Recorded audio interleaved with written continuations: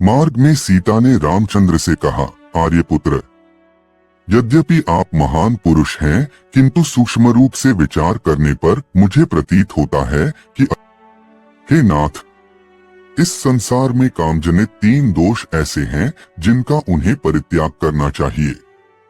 पहला कामजनित दोष है मिथ्या भाषण, जो आपने न तो कभी किया है और न ही कभी करेंगे। दूसरा कामजनित दोष है परस्त्रीगमन। आप एक पत्नी व्रतधारी और महान सदाचारी हैं, अतः यह कार्य भी आपके लिए असंभव है। तीसरा कामजनित दोष है बिना वैरभाव के ही दूसरों के प्रति क्रूरतापूर्ण व्यवहार। यह तीसरा दोष अर्थात क्रूरतापूर्ण व्यवहार ही आपके समक्ष उपस्थित है और आप इसे करने जा रहे हैं। आपने इन तपस्वियों के समक्ष राक्षसों को समूल नष्ट कर डालने की जो प्रतिज्ञा की है, उसी में मुझे दोष दृष्टिगत हो रहा है। आपके लक्ष्मण के साथ धनुष धारण कर इस वन में प्रवेश करने के कार्य को मैं कल्याणकारी नहीं समझती। मुझे यह उचित नहीं लगता कि जिन राक्षसों ने आपको किसी प्रकार की क्षति नहीं पहुंचाई है, उनकी हत्या करके आप व्यर्थ ही अपने हाथों को रक्तरंजित करें। मेरे दृष्टि में यह अनुचित और दोषपूर्ण कृत्य है। महाबाहु, पूर्व काल में किसी पवित्र वन में ईश्वर की आराधना में तल्लीन रहने वाले एक सत्यवादी एवं पवित्र ऋषि निवास करते थे। उनकी कठोर तपस्या से इंद्र भयभीत हो गए और उनकी तपस्या को भंग करना चाहा।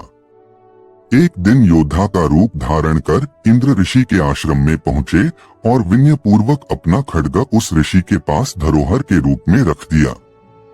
ऋषि ने उस खड्ग को लेकर अपनी कमर में बांध लिया, जिससे वह खो न जाए। कमर में बंधे खड्ग के प्रभाव से उनकी प्रवृत्ति में रौद्रता आने लगी। परिणाम स्वरूप वे तपस्या कम और रौद्र कर्म अधिक करने लगे। हे स्वामी, शस्त्र और अग्नि की संगति एक सा प्रभाव दिखाने वाली होती है। आपकी यह भीषण प्रतिज्ञा और आप दोनों भाइयों का निरंतर धनुष उठाए फिरना आप लोगों के लिए कल्याणकारी नहीं है। आपको उन निर्दोष राक्षसों की हत्या नहीं करनी चाहिए जिनका आपके प्रति कोई बैरभाव नहीं है। बिना शत्रुता के किसी की हत्या करना लोक में निंदा का कारण भी बनती है। हे नाथ, आप ही सोचिए, कहाँ वन का शांत तपस्वी अहिंसामय जीवन और कहाँ शस्त्र संचालन, कहाँ तपस्या और कहाँ निरीह प्राणियों की हत्या। ये परस्पर विरोधी बातें हैं। आपने वन में आकर तपस्वी का जीवन अपनाया है, इसलिए उसी का पालन कीजिए। सनातन नियम यही है कि बुद्धिमान लोग कष्ट सहकर भी अपने धर्म की साधना करते हैं। मैं नारी सुलभ चपलता के कारण ही मैं आपको धर्म का यह उपदेश दे रही हूँ, अन्यथा किसमें सामर्थ्य है जो आपको धर्म का उपदेश दे। सीता के वचनों को सुनकर राम बोले, सीते, जो कुछ तुमने कहा है वह सर्वथा उचित है। मेरे कल्याण की दृष्टि से ही तुमने यह बात कही है। किंतु हम लोगों के धनुष धारण करने का एकमात्र प्रयोजन आर्यों की रक्षा करना है। यहाँ निवास करने वाले ऋषि मुनि और तपस्वी राक्षसों के कारण अत्यंत दुर्खी हैं। वे उनसे अपनी रक्षा चाहते हैं और इसके लिए उन्होंने शरणागत होकर मुझसे प्रार्थना की है। उनकी रक्षा के लिए ही मैंने प्रतिज्ञा भी की है। क्षत्रिय का धर्म ही असहाय और दुखियों की रक्षा करना है। ऋषि मुनि और ब्राह्मणों की सेवा तो मेरा कर्तव्य है। फिर मैं तो उन्हें वचन भी दे चुका हूँ। क्या तुम्हारे विचार से यह उचित है कि मैं उस प्रतिज्ञा को भंग कर दूं? तुम यह कदापि नहीं चाहोगी कि मैं प्रतिज्ञा भंग करके झूठा कहलाऊं, क्योंकि तुम जानती हो कि सत्य मुझे प्राणों से भी प्रिय है और अपनी प्रतिज्ञा का पालन करने के लिए तुम्हारा और लक्ष्मण का परित्याग भी कर सकता हूँ। मैं अपने प्राण का त्याग कर सकता हूँ, किंतु अपनी प्रतिज्ञा को मिथ्या सिद्ध नहीं होने दे सकता। फिर भी जो कुछ तुमने कहा उससे मैं बहुत प्रसन्न हूँ। इसके पश्चात उन लोगों ने अगस्त्य मुनि के दर्शन के लिए प्रस्थान किया, किंतु उन्हें उनके आश्रम का पता नहीं चल पाया। अनेक ऋषि मुनियों के दर्शन करते तथा वनों में भ्रमण करते हुए 10 वर्ष व्यतीत हो गए। इस अवधि में उन्होंने अलग अलग स्थानों में एक 2-2 वर्ष तक कुटिया बनाकर निवास किया।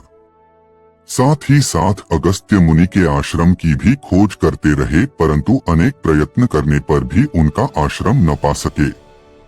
अंततः वे पुनः सुतीक्ष्ण मुनि के आश्रम में आए और बोले, हे महर्षि, मैं विगत 10 वर्ष से वन में भटककर महर्षि अगस्त्य के आश्रम की खोज कर रहा हूँ, किंतु अभी तक उनके दर्शनों का लाभ प्राप्त नहीं कर सका हूँ। उनके दर्शनों की मुझे तीव्र लालसा है, इसलिए कृपा करके आप उनके आश्रम में पहुंचने के लिए मार्ग बताइए। मुनिराज सुतीक्ष्ण ने कहा, हे राम, तुम दक्षिण दिशा में 16 कोस जाओ होगा। उस पिप्पली वन के वृक्ष प्रत्येक ऋतु में खिलने वाले सुगंधयुक्त रंग बिरंगे फूलों से लदे वृक्ष मिलेंगे।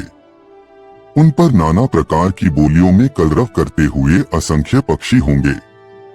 अनेक प्रकार के हंसों, बकों, कारंडवों आदि से युक्त सरोवर भी दिखाई देंगे। उसी वन में महात्मा अगस्त्य के भाई का आश्रम है, जो वहां ईश्वर साधना में तल्लीन रहते हैं। कुछ दिन उनके आश्रम पर विश्राम करें। जब तुम्हारी मार्ग की क्लांति मिट जाए तो वहां से दक्षिण दिशा की ओर वन के किनारे चलना। वहां से 4 कोस की दूरी पर महर्षि अगस्त्य का शांत मनोरम आश्रम है, जिसके दर्शन मात्र से अद्वितीय शांति मिलती है।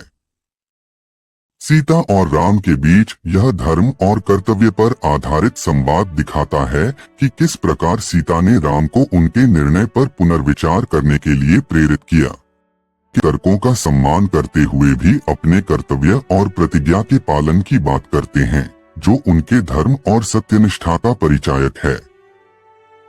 इसके बाद राम, लक्ष्मण और सीता मुनि सुतीक्ष्ण द्वारा बताए मार्ग का अनुसरण करते हुए अगस्त्य मुनि के आश्रम की ओर प्रस्थान करते हैं।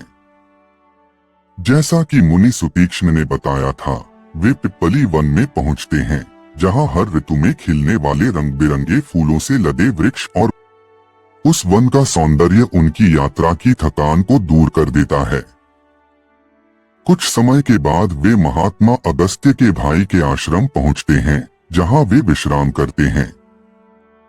वहां कुछ दिन रुकने के बाद वे पुनः अपनी यात्रा प्रारंभ करते हैं और दक्षिण दिशा की ओर चल पड़ते हैं।